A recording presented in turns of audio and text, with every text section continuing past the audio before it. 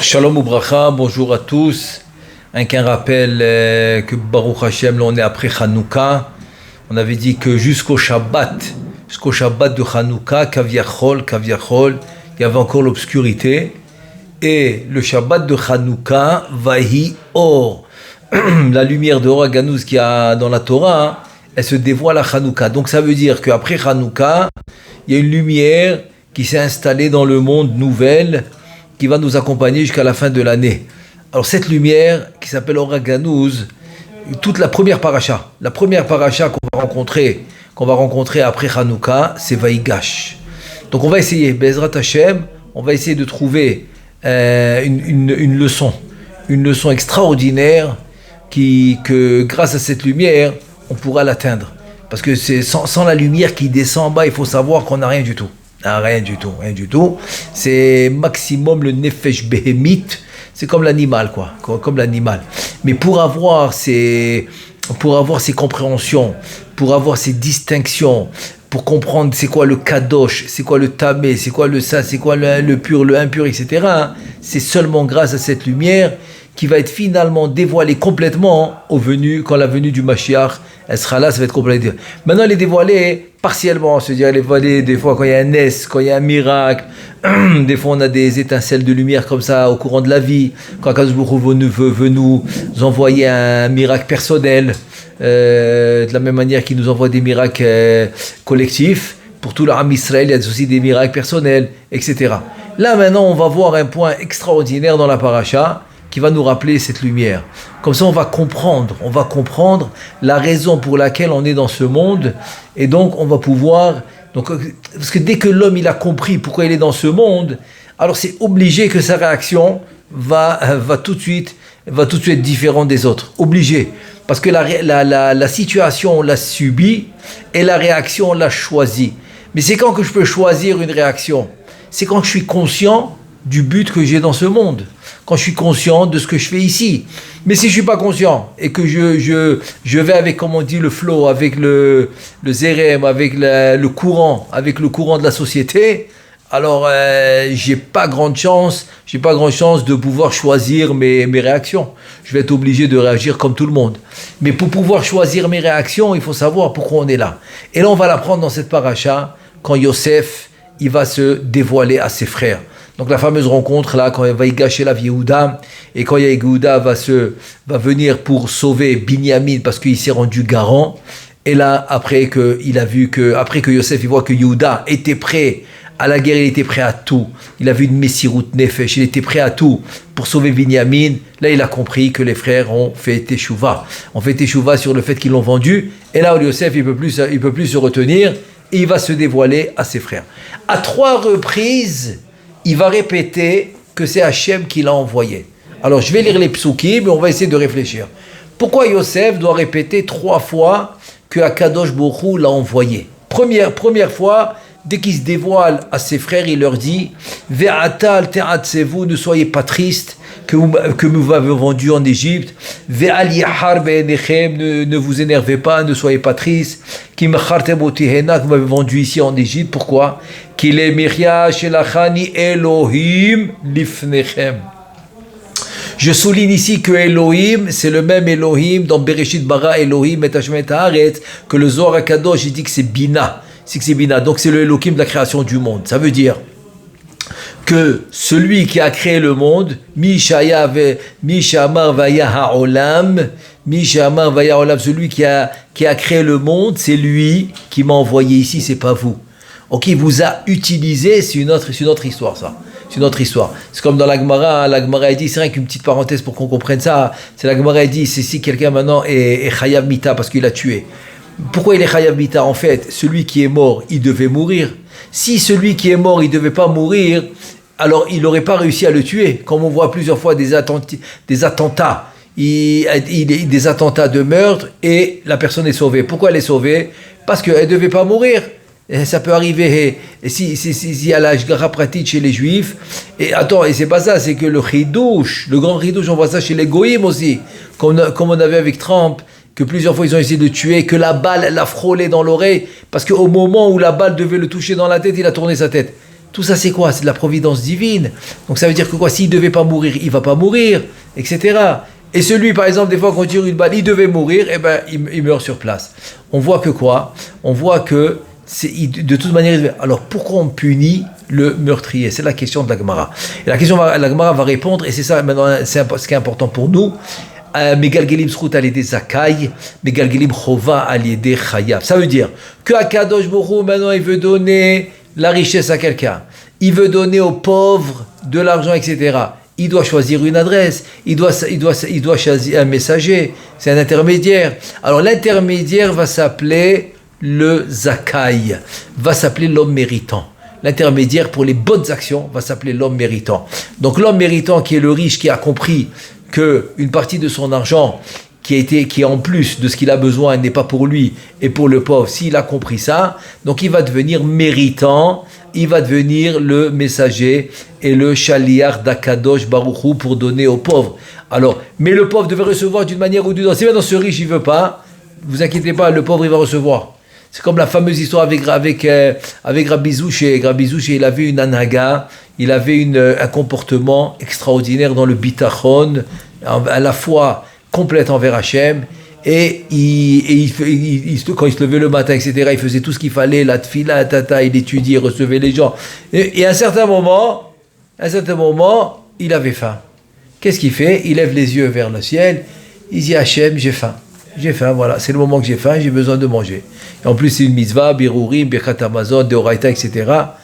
Et sur place, il y avait quelqu'un qui rentrait, il lui mettait un plateau, et il lui donnait tout ce qu'il avait besoin pour le petit déjeuner. C'était son comportement tous les jours.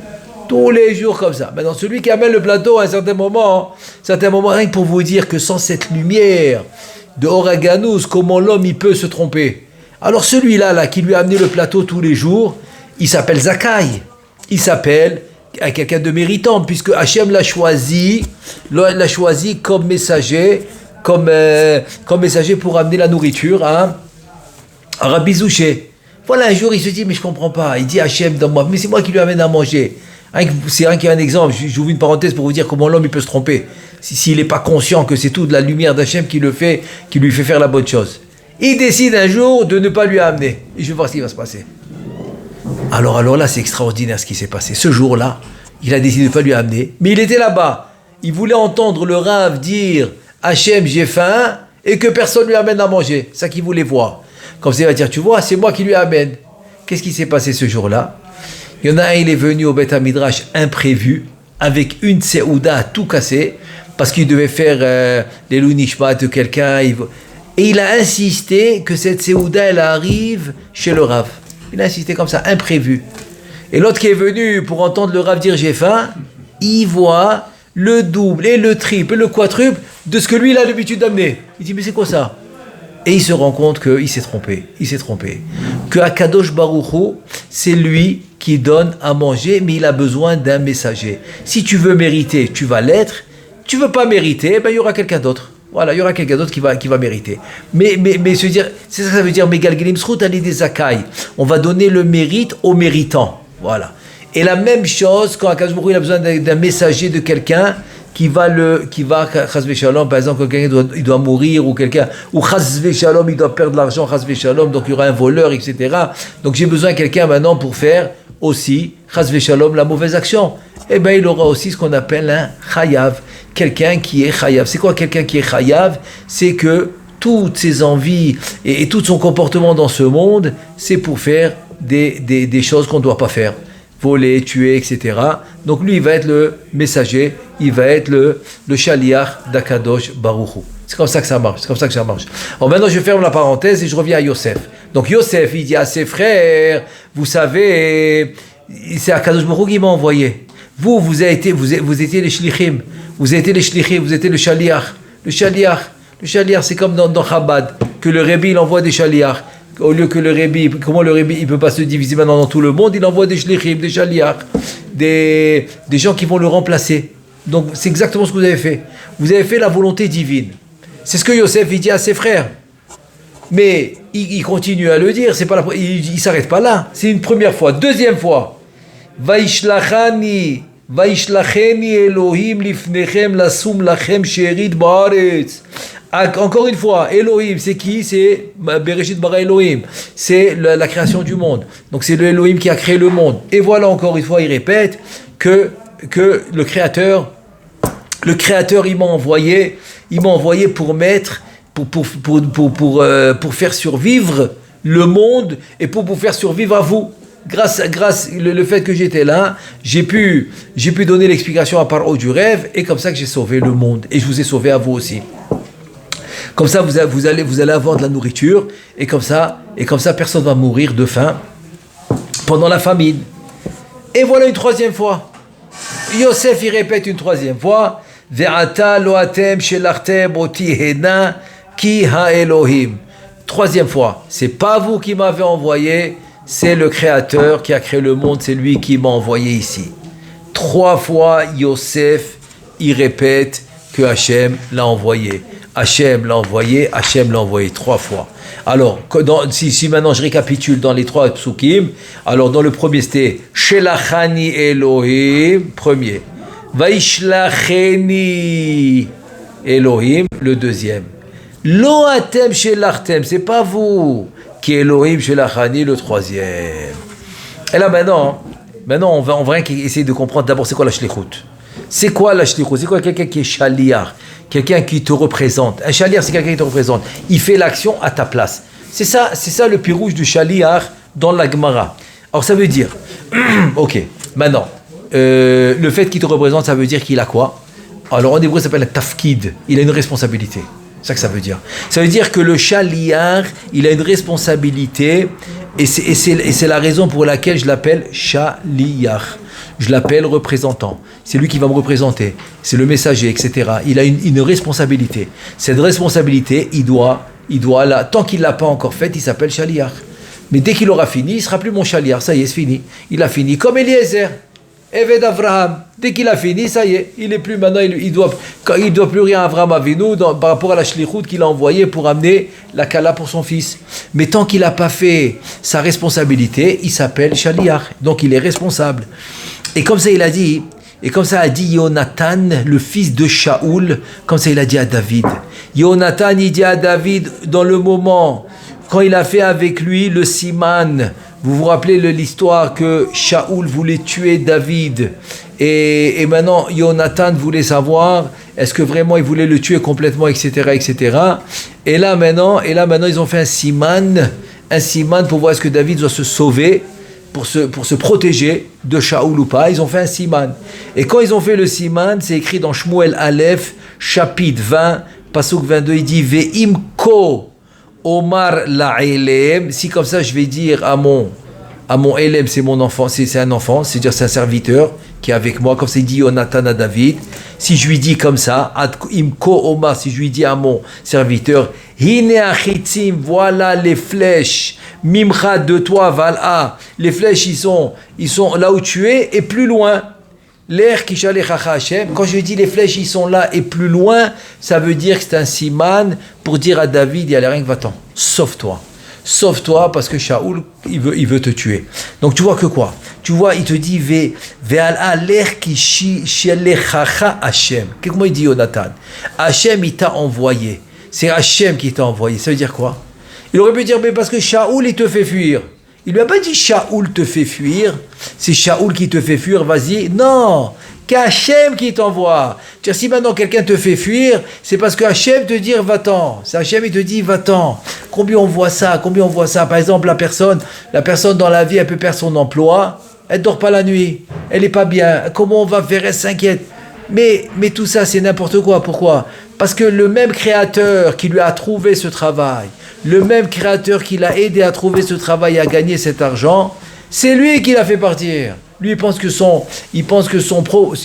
patron, il est ingrat, il n'a pas de hakaratatov, il est vraiment, il reconnaît pas tout, il n'a pas de reconnaissance comme ça, il va parler comme ça toute la journée, il n'a pas de reconnaissance, Mais c'est faux.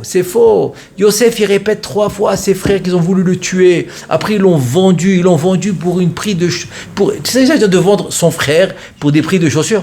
Attends, ça veut dire quoi? Tu vas au magasin, tu achètes des New Balance, je sais pas que tu achètes des trucs, Nike, je ne connais pas les marques, quel peu ça là-bas. Voilà, le prix que ça coûte les chaussures, ok, même j'ai fait exprès de donner des chaussures un peu plus chères, le prix que ça coûte des chaussures, c'est comme ça qu'il vend son frère. Attends, et pourtant il leur a dit, mais c'est pas vous. C'est-à-dire que l'homme maintenant, ok, il a perdu son travail, mais c'est pas lui, c'est pas ton patron, c'est ton créateur. Il faut maintenant changer de concept. C'est ça la lumière. C'est pour ça que j'ai parlé de la lumière de Hanouka. La lumière de Hanouka, elle t'accompagne toute l'année pour te dire c'est pas lui, c'est ton créateur. Comme ça il dit, c'est comme ça il a dit Jonathan. Même Jonathan, il n'a pas dit voilà c'est Shaoul qui te fait fuir. Non, c'est Hachem qui te fait fuir. Ça veut dire que quoi? Il lui dit Achiti mimcha vala. Ça veut dire que quoi? Que ton père Shaoul Améler, il veut tuer David. C'est ça que ça veut dire. Et après, qu'est-ce qu'il lui dit? Il lui dit, mais c'est Hachem qui t'envoie. Attends, mais il faut comprendre ce qui se passe là. Le siman, c'était quoi le siman? Le siman des flèches de Jonathan avec David, le siman, c'est de dire, si je te dis cette phrase-là, c'est que Shaoul, mon père, veut te tuer. C'est ça que ça veut dire. Après, qu'est-ce qu'il lui dit? Mais c'est Hachem qui t'envoie. Ça veut dire que quoi? Il lui dit, l'air qui chie les chacha Hachem. Parce que la shlichut, c'est Hachem qui te l'a fait. Pourquoi? C'est quoi Hachem ici? Ici, c'est Havaya. C'est Havaya, parce qu'on a dit qu'au début, le monde était créé Bédin, etc. Mais bon, le Zohar, il dit que c'est la Bina. Après, Kaviachol, Shitef, Midata Rachamim, Midata Din, il a associé la miséricorde avec la rigueur. Et c'est là que le monde maintenant commence maintenant ce monde à se diriger avec la midat arachamim qui est la havaya. Mais en fait, cette midat arachamim, il faut comprendre c'est laquelle. C'est Moshe Rabbeinu. Moshe Rabbeinu, alav shalom, il va nous le dévoiler. C'est quand il va venir devant Paro, il va dire il va dire Hachem shalachoti, la havaya. Et là, on va vraiment comprendre c'est quoi la havaya avec la réponse de Paro. Qu'est-ce qu'il dit Paro?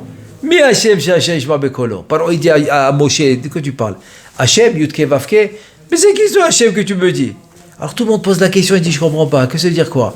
Quand Yosef il lui a dit Elohim Ya'aneh Shlom Paro, il lui a dit c'est le créateur qui va répondre. Qu'est-ce qu'il a dit Paro? Il a cru. Il a jamais dit à Yosef c'est qui ce Hachem. Et pourquoi celui-là il dit c'est qui ce Hachem? Le Harizal il explique. Et là, on va comprendre c'est quoi la Havaya. Harizal, il dit, quand Yosef, il a dit Elohim, il faisait allusion au Créateur, à la Bina, etc. Mais qu'est-ce qu'il a compris? Paro, il a compris que Elohim, c'est Teva. C'est Gematria Teva. C'est la Gematria de la nature. Ça veut dire que le Elohim, c'est la nature. Et donc, Paro, il croit en la nature. Ah, donc c'est la Kaviachol, la divinité de la nature. Paro, il accepte. Mais quand Moshe lui dit Havaya, il m'a envoyé Yudke Vavke, c'est pas la nature, c'est la providence divine. La parole, il n'est pas d'accord. Il n'y a pas de providence divine. Quand il a créé le monde, il est resté en haut, et c'est nous qu'on le dirige, c'est les hommes. Quand ça, c'est paro, ça c'est la société. La société, paro, c'est pareil. Parce que la société dit, c'est nous qu'on dirige. Ce que tu as travaillé, tu reçois. Tu as travaillé 1 heure, c'est ce que tu reçois. La Torah, elle dit pas du tout. L'heure, tu vas la travailler, la journée, la semaine, tu vas les travailler. Pourquoi? Parce que Hachem, il a décidé, à cause de la faute de Adam Rishon, que c'est comme ça que tu vas gagner ton pain. Et c'est comme ça que tu vas gagner ta parnassa. En faisant la Ishtadlut. Le résultat, rien à voir. Tu vois bien, des gens, qu'est-ce qu'ils ont fait? Et ils sont devenus archi-millionnaires. Qu'est-ce qu'ils avaient quoi? Ils ont quoi? Parce qu'ils travaillent jour et nuit. Le contraire, ceux qui travaillent jour et nuit, ils travaillent au salaire, à l'heure, ils travaillent jusqu'à 120 ans. Jusqu'à 120 ans, il n'y a pas de changement. Il n'y a pas de changement parce que justement, c'est pour te prouver que quoi? Pour te prouver qu'une chose n'a rien à voir avec l'autre. C'est vrai que celui qui s'entête, il pense que c'est vraiment la Ishtadlut, le résultat, c'est la conséquence directe de la Ishtadlut, alors il n'y a pas le choix. Voilà, il doit travailler constamment, parce que quand il ne travaille pas, il ne gagne pas d'argent. Parce qu'à à un certain moment, il laisse la place à l'homme. Si l'homme ne laisse pas la place à Akadosh Baruch Hu, il laisse la place à l'homme. Si c'est comme ça que tu penses, vas-y, je suis en arrière, voilà, je te laisse. Mais quand l'homme, il sait que même quand il travaille, c'est pas le patron qui paye, c'est-à-dire si demain le patron le renvoie, il n'a aucun problème. Il dit de toute manière, c'est Hachem qui me payait jusqu'à maintenant. Alors moi, j'ai aucun problème. Là, avec le patron, je vais faire les chaim, on va se dire au revoir comme il faut, on va rester des amis, pas de souci. Pas de souci, de toute façon c'est Hachem qui paye. Donc il vient maintenant Yonatan, il lui dit ce Shem Havaya, c'est quoi? C'est la Hashgacha Pratit, c'est lui, c'est la Racham, celui qui t'envoie. Ça veut dire que quoi? Ça veut dire que tu as un tafkid dans ce monde. Donc Shalechacha, Vaishalecheni, Shelachtem, Shelachani, tout ça c'est quoi? C'est du mot Shaliach. Shaliach, on a dit que c'est un tafkid. Un tafkid, c'est un but dans ce monde. Un tafkid, c'est une responsabilité. Et ça, c'est la vision que l'homme, il doit avoir dans le monde. Et c'est pour ça que j'ai ramené la lumière de Hanouka. Parce que grâce à cette lumière de Hanouka, on peut avoir cette vision dans le monde. Parce que sinon, on se fait bouffer. Sinon, on se fait avoir. Parce que toute la société, c'est contraire à ça. C'est contraire à cette vision. Et c'est aussi ce que maintenant, Yosef, il dit à ses frères, j'ai rien dans mon cœur, j'ai pas de haine, j'ai pas de rancune, rien du tout. Pourquoi? Parce qu'il dit Yosef que Hachem il a fait ça les tova. Maintenant on va essayer de comprendre. C'est quoi la tova? Shaita bishlichuto. C'est quoi la tova qui est sortie du tafkid de Yosef? C'est quoi la tova? Et là il dit Yosef, à part que c'est pas vous qui l'avez fait, c'est le Créateur qui l'a fait. Il a tova le michya shelachani Elohim lifnechem.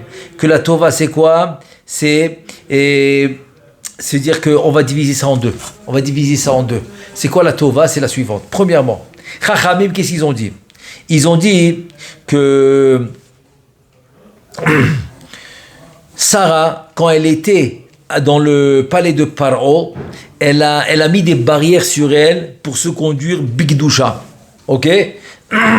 Et donc, grâce à la force de Sarah Imenu, qu'elle a tout fait pour être bigdoucha, même dans le palais de Paro, alors, grâce à cette force-là, tous les bnot Israël, tous les filles d'Israël, quand ils étaient en Égypte, elles n'ont jamais fauté.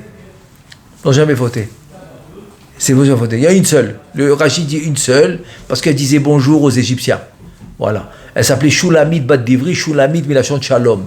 Parce qu'elle disait bonjour aux Égyptiens. C'est la seule, ou Pirsema Katouf, comme ça il dit Rashi. C'est la seule, et le Passouk l'a dévoilée. Parce que c'est la seule. C'est la seule qui a eu un... Et même celle-là qui a eu un problème, c'était même pas Bémézide. C'était Béchogé qui a pensé que c'était son mari alors que c'était un Égyptien. Mais c'est la seule. Mais toutes les filles d'Israël, aucune relation avec un Égyptien. Aucune. Donc ça c'est pour les femmes. Et pour les hommes, c'est qui? C'est Yosef. Yosef gada et asmo bikdusha bitkufa dioto bemitzraim. Donc comme Yosef, lui aussi, il a gardé la gdusha quand il était en Égypte, parce que l'Égypte, il faut savoir, c'était la plus grande clipa. C'est la plus grande clipa de l'époque. C'est la plus grande. Si on divise la clipa dans les sphirotes, l'Égypte, elle va rentrer dans la catégorie du keter des clipas. Si on divise les 10 sphirotes en clipa. Comme la même chose qu'on a les 10 sphirotes en Gdusha, on a les 10 sphirotes en Klippa. Le Keter des Klippa, c'est Mitzrayim. Donc pour les femmes, c'est Sarah, pour les hommes, c'est Yosef. Donc grâce à ça, on peut se retenir et ne pas faire la Avera. Ça, il faut le savoir. Ça vient de Yosef. Comme il m'a raconté, il fait des travaux dans les maisons, on l'appelle, il répare, etc. Il a eu un nisayon très compliqué, parce qu'il s'est retrouvé tout seul avec la baït, avec la maîtresse de maison. Il s'est retrouvé tout seul avec la maîtresse de maison. Et bon, elle a essayé de le séduire, elle s'est même déshabillée, donc vraiment, elle l'a mis dans le nisayon grave. Elle l'a mis dans c'est une vraie histoire. Et lui, qu'est-ce qu'il a fait? Je lui dis alors, qu'est-ce qu'il a fait? Il m'a dit que Vodarav, j'ai couru, je suis sorti de la maison, je suis rentré dans l'ascenseur, je suis descendu en bas, et là je l'ai appelé. Je lui ai dit, s'il te plaît, tous mes affaires, parce qu'il m'a dit, j'ai laissé tous mes kelim là-bas. Attends, je ne vais pas racheter tous mes kelim. Il lui a dit, s'il te plaît, tous mes affaires, mets-les dans l'ascenseur et appuie le bouton. S'il ne vient pas de me les amener, ne me les amène pas. Rien que s'il te plaît, parce que ça m'a coûté très cher j'ai amené tous mes kelim là, s'il te plaît. Et donc c'est ce qui s'est passé. Elle a accepté, elle lui a tout mis dans l'ascenseur, elle a appuyé le bouton Et il lui a dit, je vais rien dire, t'inquiète pas, mais s'il te plaît, rends-moi mes kelim, rends-moi mes affaires. Elle lui a tout mis dans l'ascenseur, elle a appuyé le bouton, les affaires sont arrivées en bas, il les a pris, il est parti. Je te pose la question, comment il a fait? Il était tout seul à la maison, elle s'est mise sur le lit, elle a commencé à se déshabiller. Attends, c'est un Yosef là. C'est l'histoire de Yosef. Et il a réussi, ça c'est Yosef. Et les filles de Bnot Israël aussi, c'est Sarah. Donc ça c'est d'abord la Tova, c'est premièrement. C'est la première Tova ça. Deuxièmement, Yosef il est arrivé au niveau qu'il est devenu un des 7 Ro'im, Shiva Korteberit, etc. Même les 7 jours de Sukkot, etc. Il est arrivé lui le 6e, c'est le Yesod. Vea Beatalia, ça veut dire que quoi? Celui qui a préparé pour Am Israël la galoute qui va passer avec haut les mains, qu'on va passer cette galoute haut les mains, comment il dit, on va garder les noms, on va garder les habits, on va garder nos langues, la langue, on va garder, on va continuer à parler en Lashon HaKodesh, on va garder les habits de juifs, on va garder les noms de juifs, tout ça c'est qui? C'est grâce à Yosef. Et qu'on va garder la brite, qu'on va faire attention, etc. Tout ça, c'est Yosef qui a préparé. Ça veut dire que Yosef, il a mérité, chez Zacha, l'olamrod ma she'avar el adraba, biglal ma shehu avar. Tu as compris? Ça veut dire que parce qu'il a passé ce qu'il a passé et qu'il a réussi à surmonter le Nisayon, c'est ça qui nous donne la force. Comme par exemple Avraham Avinu qui a donné la force à tout Am Israël, le Messirut Nefesh. Le Messirut Nefesh, on l'a reçu d'Avraham Avinu. De surmonter tout ce qui est arayot, tout ce qui est relations interdites, etc. Tout ce qui pour remonter tout ça, c'est Yosef. C'est Yosef qui nous l'a fait. Ça, c'est la deuxième truc. Donc, premièrement, on a dit que c'est par rapport à Yosef qui a fait c'est pour les hommes, pardon. Pour moi, c'est pour les hommes, c'est Yosef. Pour les femmes, c'est Sarah. Deuxièmement, c'est qu'il nous a préparé la galoute Mitzrayim pour la passer aux les mains dans la Gdusha, dans la Tahara et ressortir comme Am Israël. Ensuite, Rak, Karu Herim et Kulam Vigia les Madres. C'est-à-dire que c'est lui qui nous a élevés. Et c'est pour cela, jusqu'à aujourd'hui, comment tu t'appelles? Tu t'appelles la descendance de Yosef. Pourquoi? Parce que où on voit ça dans la Gemara dans Brachot. Le Ben Ishraï ramène aussi la Gemara de Brachot qui dit, quand tu vois Chasvé Shalom, tu sens qu'il y a bon, il faut essayer de ne pas faire attention à Aïnara, tout ça. Celui qui ne croit pas, alors il est moins affecté. C'est sûr que celui qui croit, il est plus affecté. Celui qui ne croit pas, il est moins affecté parce qu'il rentre Hachem dans tout. Donc ça l'affecte moins. Quand Hachem est présent, donc le Aïnara, il tombe à l'eau.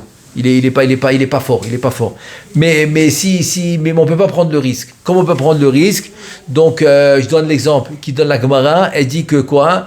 Tu mets le pouce, tu le fermes avec le pouce gauche, tu le fermes avec les 4 doigts de la main droite. Et le pouce droit, tu le fermes avec les 4 doigts de la main gauche. Tu mets comme ça contre ton nombril et tu répètes le pasouk Anna Mizara, tu répètes la phrase quoi. C'est pas un pasouk, c'est la phrase de la Gemara Anna Mizara de Yosef Karatena, je viens de la descendance de Yosef, de l'Oshal Tabeina Bisha, que lui, il n'y a pas eu d'emprise sur lui, sur le Aïnara, Dirtiv, Ben Porat, Yosef Ben Porat, allez là-haut les Aïn, que l'œil il passe au-dessus de ta tête. Il va pas t'atteindre. Le Ben Ishraï aussi, il dit de faire ça aussi, comme premier soin, quand tu sens que, Chasvé Shalom, on te regarde, on te fait Aïnara, ou qu'on te fait des trucs, de faire. Alors, Rav Ovadia, Alav Shalom, une fois dans le cours, il a posé la question, il a dit, je comprends pas. Est-ce que tu es la descendance de Yosef? Comment tu sais? Peut-être que tu es Binyamin, peut-être que tu es Ephraim, peut-être que tu es Zvouloun, peut-être que tu es Issachar, peut-être que tu es... Attends, qui t'a dit que tu es Yosef? J'ai pas compris. Le Kohen, il peut dire qu'il est Yosef? Non, le Lévi, les deux ils sont Shevet Lévi. Impossible de dire qu'ils sont de Yosef. Malchut, celui qui est de Shevet Yehuda, c'est Malchut. Impossible, il ne peut pas dire ça. Après, tout le monde peut le dire. Il dit parce qu'il nous a donné cette force. Il nous a donné cette force de pouvoir combattre le Yetzer Hara. Et deuxièmement, parce qu'il nous a nourris, à tous. Qu'il est Michia Shelachani. Comme il nous a nourris à tous, il devient Kaviachol, le père de tout le Ham Israël. Donc tu peux dire que tu viens de lui. Ouais, c'est lui. C'est lui. Donc en deux mots, il t'a élevé. Il t'a élevé à un niveau où tu peux dire que c'est lui qui m'a enfanté. Oui. Alors tout ça, c'est quoi? C'est la responsabilité de... C'est la shlichut. Voilà, la shlichut. Alors de là, on va apprendre quelque chose d'extraordinaire. Que si maintenant, tu as une rancune, ou maintenant tu as envie de te venger, ou par exemple tu as une sin'a, tu as une haine, ou par exemple tu as une kin'a, tu es jaloux, etc. Donc tu sais que tu n'es pas dans la shlichut. Tu n'es pas du tout dans la shlichut. Tu t'es trompé d'adresse. Tu t'es trompé d'adresse parce que la shlichut c'est quoi? La shlichut c'est d'abord que Hachem t'a envoyé. Donc il t'a envoyé pour faire, tu as une responsabilité à remplir. Dès que maintenant tu commences à regarder l'autre et tu commences à être jaloux, etc., ça veut dire que quoi? Ça veut dire que toi maintenant, tu veux plus être dans ta shlichut. Tu veux plus être dans ta responsabilité. Tu veux maintenant une autre. Parce que tu penses que l'autre il est mieux. Mais non, mais parce que après quand tu prends l'autre, tu vois qu'il n'est pas bien. Tu comprends, c'est impossible. C'est-à-dire que Béhémet, la shlichut qu'on apprend ici, c'est pour ça que c'est répété 3 fois, c'est à savoir que ma shlichut, c'est là où je dois me concentrer. Mais dès que je commence à me concentrer sur l'autre, et donc ça me vient la jalousie, ça me vient la kin'a, la sina, la tacharut, après on commence à faire on veut être, qui veut être le mieux, qui va faire la meilleure fête, maintenant c'est un mariage, alors tu dis, je peux pas. Et pourquoi tu peux pas? Ben regarde ce qu'il a fait l'autre. Comment je peux faire moins? Tu comprends? Il y a une certaine tacharut, on dirait un concours. Dans la société, on dirait qu'ils ont fait un concours. Qui va faire le meilleur mariage? Qui va faire la meilleure bar mitzvah? Donc, et après les téphilines, c'est pas grave. Ce qui commande, c'est bien. C'est pas grave parce que, tu comprends? Parce que les téphilines, ça se voit pas. Tout le monde a la même boîte. La même boîte noire, les lanières noires, personne ne fait attention. Donc ça, c'est pas grave. C'est pas grave. Mais la fête, c'est grave. Qu'est-ce qu'il y a dans le buffet? Qu'est-ce qu'il y a dans ça? Tu comprends? Donc c'est ça exactement ça. C'est ça qu'il lui dit. Il lui dit comme ça. Lech kishilechacha Hashem. C'est comme qu'aviachol la neshama elle sort du monde d'en haut et à cause de lui dit va parce que je t'envoie en shlichut. Je t'envoie en shlichut. Alors va faire ta shlichut. Va faire ta responsabilité parce que tu as une responsabilité à remplir. Et moi je pense que cette vision claire qui est contraire à la vision de la société, c'est pour ça que j'ai mentionné Hanouka, c'est grâce à Hanouka. Grâce à Hanouka qu'on peut l'avoir, cette vision. C'est pour ça que des fois, des gens, ils arrivent à faire des choses qui sont contre la nature, qui sont contre la logique, et c'est comme ça qu'ils réussissent. J'ai connu une famille, un cas extraordinaire, et parce que des fois, ils venaient me voir, le Baal Habayit en question, qui avait 3 enfants à marier déjà à l'âge, qui commençaient à dépasser l'âge même. Quand je dis dépasser l'âge par rapport aux yeshivot, etc., à 21, 22, 23, quand ça commence à aller à 23, 24, ça commence à dépasser l'âge, et parce qu'à peu près c'est 22 à peu près, quoi, les yeshivot, entre 20 et 22, 20, 21, 22, et là il commençait à 24, alors il était inquiet, il ne savait pas quoi faire. Alors que son voisin au-dessus de lui, tous les ans, il recevait une invitation, mariage, la fille, le fils, et lui il est en bas, il est un au-dessus de l'autre. Lui il est au premier étage, l'autre il est au deuxième étage. Il ne sait pas quoi faire. Et c'est quoi le problème? Parce que celui qui n'arrivait pas à marier ses enfants, il était très très très bien, mais il avait un frère, une réputation qui faisait peur. Alors dès que les gens ils entendaient que c'est le frère de celui-là, mais lui il n'a rien à voir, il n'a pas de contact avec son frère, il n'a rien à voir, ils avaient peur. Et un jour, qu'est-ce qu'il fait celui-là d'en haut qui marie tous les ans? Il arrive chez lui, il dit écoute, j'ai besoin que tous les voisins me signent parce que ça commence à être petit, je reçois les enfants mariés, alors je vais agrandir la maison et j'ai besoin que tu me signes. Alors lui, il sentait comme du sel sur une plaie, comme du vinaigre. Quand quelqu'un il a une plaie dans la main, il est blessé, il lui met du vinaigre. Waouh, il veut que je lui signe. Alors sa femme elle dit mais attends, mais qu'est-ce que tu les ai mis Mishamaim ça, qu'est-ce qu'il y a? Bon Hachem, il arrive à marier, il a besoin de place. Pourquoi tu vas pas lui signer? C'est quoi le problème? Signe-lui, bien sûr signe-lui. Comme ça sa femme elle lui dit. Bon, ok. Il a écouté, il a dit Kol asher tomar elecha Sarah ta'aseh. Ok, tout ce que Sarah te dit, c'est la femme. Ce qu'elle dit la femme, Il a accepté les paroles de sa femme, c'était les paroles sages. Les paroles sages de sa femme, il a accepté, il a signé. Et quand maintenant le Kablan, il est venu et tout, il a vu que c'est impossible, il fallait qu'il passe par la maison en bas. Donc il fallait qu'il vienne du mettre là-bas des poteaux, etc., pour travailler du khatir d'en bas. Il n'y avait pas le choix. Alors il retape à la porte. Cette fois avec le Kablan, il lui explique le problème. Et là, il a envie d'exploser, quoi. Attends, mais ça aussi et tout. Elle a aussi sa femme avec ses paroles sages. Je dis, mais quoi, tu as un œil qui est pas bien, c'est quoi ton problème? T'as lui, c'est quoi ton problème? Qu'est-ce qu'il y a? Il rajoute une chambre. Baruch Hashem, qui marie encore dans laisse-le. Waouh, il entend sa femme encore les paroles, pas de problème, il leur dit, allez-y, pas de problème. Et un jour, d'en bas, le ciment qui tombe, il a massacre à la maison, il en peut plus. Ça fait dire calme-toi, c'est une mission qu'on est en train de faire. Et qu'est-ce qu'il y a? On est en train d'aider un juif à agrandir sa maison, c'est quoi le problème? Du ça va, ils vont nettoyer. Alors il est monté gentiment, encore les paroles sages de sa femme, il est monté gentiment, il a dit s'il vous plaît, le ciment, le câble a dit il n'y a pas de problème. Il est venu, tout de suite il a envoyé ils ont tout nettoyé, il n'y a pas de problème, tout s'est pas bien passé. 3 mois, le chipout est fini, tout est rentré dans l'ordre, et il reçoit 3 hatzaot d'un coup. 3 hatzaot, 3, pas 1, pas 2, 3. Celui-là qui est pas. Et chaque hatza'a avec une maison. Il a dit, qu'est-ce qui se passe là? Il a rien compris, il a dit, what? Alors il a reconnu que sa femme avec ses paroles sages, elle l'a. Attends, c'était clair. C'était qui la hatza'a? C'était le Kablan. Vraie histoire, je l'ai vu. Vrai Kablan. Il a dit, j'ai jamais vu ça. Quelle gentillesse, quelle patience. Ah non, alors quand on l'a appelé pour ça, il dit, mais est-ce que celui qui propose, est-ce il connaît mon frère? Parce qu'il dit, attends, je suis traumatisé, chaque fois qu'il connaissait. Il lui dit, t'inquiète pas, il sait c'est qui ton frère, il veut quand même le shidour. Voilà, il a dit, ça c'est la main d'Hachem, ça. Il a dit à sa femme, heureusement que tu m'as calmé à chaque fois. Et tout. Il ne savait pas encore c'était qui. Et c'est avéré, c'était le Kablan.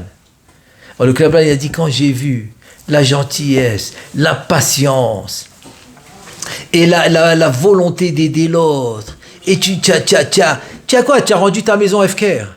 Parce que les employés, ils passaient tous les jours à la maison. Les employés passaient. Ils passaient et repassaient. C'était chez eux, quoi. Ils venaient le matin. Alors, tu as rendu FKR ta maison pour aider l'autre à ajouter une chambre. Ah ouais, alors, tous mes enfants, je les veux avec toi. Bah ouais, ils avaient les mêmes âges, quoi. Il avait une fille avec un garçon avec une fille, comme ça. Voilà. 3 suivis. Quand 3 suivis, ils avaient l'âge, ils étaient parfaits. Et il leur a dit, et comme c'était un Kablan et tout, il leur a dit, moi je m'occupe de la maison. Chacun, il aura sa maison. Ah, il a dit avec plaisir. Et c'est comme ça qu'il l'a fait. Ça veut dire quoi? Quand tu as compris que tu es en mission ici, quand tu as compris que tu es en mission, il n'y a que des bonnes choses qui peuvent sortir de ça. C'est tout. Que des bonnes choses. Hachem nous aide, Bezrat Hachem, à toujours voir clair cette lumière de Hanouka, qui est le Or HaGanuz, qui nous donne cette clarté de dire on est en mission ici. Viens, on l'a fait bien. Qu'on fait notre mission comme il faut. Bezrat Hachem, qu'Hachem nous aide à le faire. Constate tout le temps, Bezrat Hachem. Amen ve Amen.